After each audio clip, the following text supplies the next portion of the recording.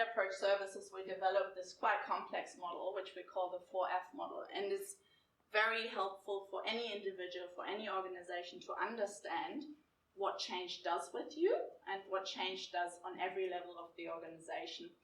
So we've got a quadrant that goes from being disengaged to engaged and from repelling to attracting. And an organization should, at any point in time, if there's no change and no disruption, hopefully be in what we call the comfort zone or the zone of normal productivity. So business as usual is a term that's used a lot for this. That's when people face what the future strategy or future vision of the organization is, and they're just chipping away on it. Now, when the first rumor comes of any change, of any disruption, that's when usually the first stress occurs already within the workforce. That's when people are starting to try and assess what's in it for me, what does that mean to me, is my job safe, all those things. So people are doing what you might have heard of as the fight or flight reaction, or fight, flight and freeze reaction.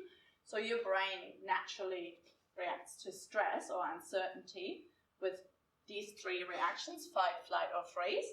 And when you're in the fight or freeze corner, it's really stressful. So we see people being more sick, more absenteeism, there's work impacts, like people make more mistakes and so forth, because they're not feeling safe, they're not sure what's happened. And you probably either felt it yourself when COVID came, or you've seen someone around you react one or the other way, right? So most of us would have had one sort of reaction to the news when we realized that COVID was not just in China, but it was actually also coming to us in Australia.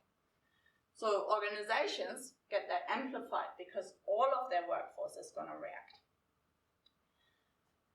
What's the most painful often for organizations is if they stay in this zone for an extended period of time, or have a really large number of their workforce stuck in the stress zone, because they're paying them, they're trying to get something out of them, they're probably also trying to pressure them to perform, but they're getting all these mistakes and they're getting all these rumors and all those things happening.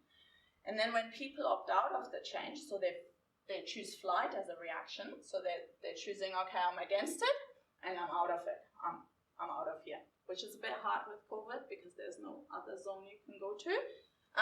Then you're in the risk zone. That's when your organization is under pressure, where we're losing people, we're losing knowledge, we're losing talents. We know that we have to pay more for training up a new person as opposed to like having someone still there. We maybe have impacted customers. People have to wait longer. Who has not heard about, like, sorry, due to COVID, we don't know when we can ship your product, right? So all those things are in here.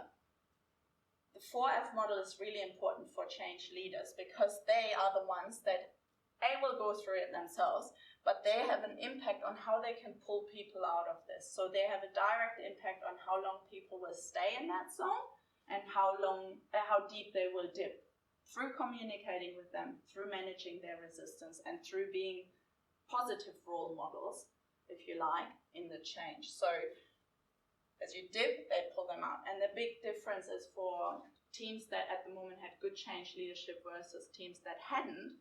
If you as a worker of a team just hear, okay, we're all under stress, we got to do social distancing, we don't know what this means for our organization, we don't know how many people are going to lose their jobs, as opposed to you have a leader who goes like, things will continue as usual, but we're going to take measurements, like you're going to be working from home for this period of time, then we're going to reassess, like we will be communicating like this, and all those things. That's strong change leadership, like giving certainty during time of uncertainty.